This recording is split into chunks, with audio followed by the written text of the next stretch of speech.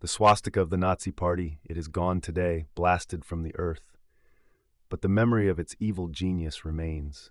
Great is man's devastation of his own handiwork.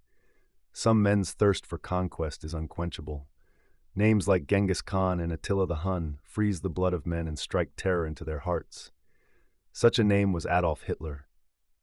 What kind of man was this? Hitler, a faceless nobody, a failure in early life, who rose from the depths of a defeated and despairing Germany after World War I and fell at Armageddon years later, amid the terrible wreckage of his own creation, the Third Reich. To historians, Hitler's success with the Germans lay in mass music, a foggy conglomeration of gods and heroes and blood and race. Fritz Thyssen was a prominent German industrialist who initially supported Hitler and the Nazi Party financially. Wilhelm Kepler was an industrialist who played a significant role in fostering ties between German industry and the Nazi regime. He served as an economic advisor to Hitler. Gustav Krupp von Bohlen und Halbach.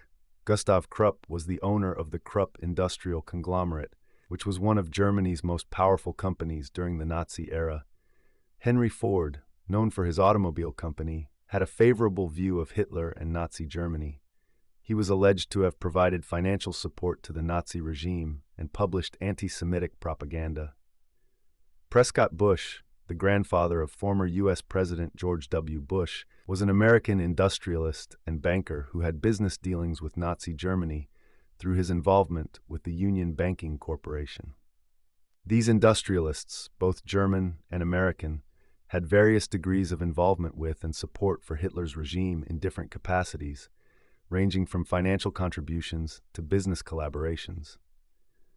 Their roles in supporting or benefiting from the Nazis' rise to power have not been the subject of historical scrutiny and debate to the degree they warrant.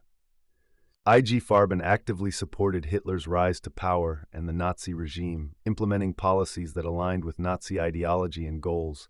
The company benefited from Nazi policies, including the seizure of Jewish-owned businesses and assets, and utilized forced labor from concentration camps during the war. The reason Hitler rose to power was due to a conglomeration of forces, both German and American, that coalesced around him, making him the symbol of statehood required for the project to be implemented. IG Farben actively supported Hitler's rise to power and the Nazi regime, implementing policies that aligned with Nazi ideology and goals. The company benefited from Nazi policies, including the seizure of Jewish-owned businesses and assets, and utilized forced labor from concentration camps during the war. During World War II, IG Farben played a crucial role in the German war effort by producing synthetic rubber, fuel, and other essential war materials for the Nazi military.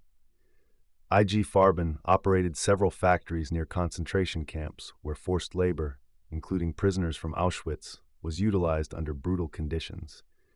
IG Farben's complex history reveals how a major industrial conglomerate could actively collaborate with and support a totalitarian regime, participating in actions that contributed to the Nazi war machine and its atrocities. German and American industrialists saw potential benefits in supporting Hitler due to economic opportunities and policies favorable to big business under the Nazis. This alignment of interests bolstered Hitler's support base among influential circles. Hitler's nationalist, anti-communist, and authoritarian ideologies resonated with certain industrialists who saw him as a potential ally in maintaining order and stability in Germany. They sought to protect their economic interests and influence under a regime they perceived as favorable. General Motors had significant dealings with the Nazi regime, particularly through its German subsidiary, Opel, which supplied vehicles to the Nazis and used forced labor. While GM did not directly control Opel in the same way as an American company, its executives attempted to maintain the subsidiary's economic viability under the Nazis, even as it supported the German war effort and engaged in the exploitation of forced labor. It was a combination of these forces that enabled Hitler's rise to power and consolidated it into the force that it was to become.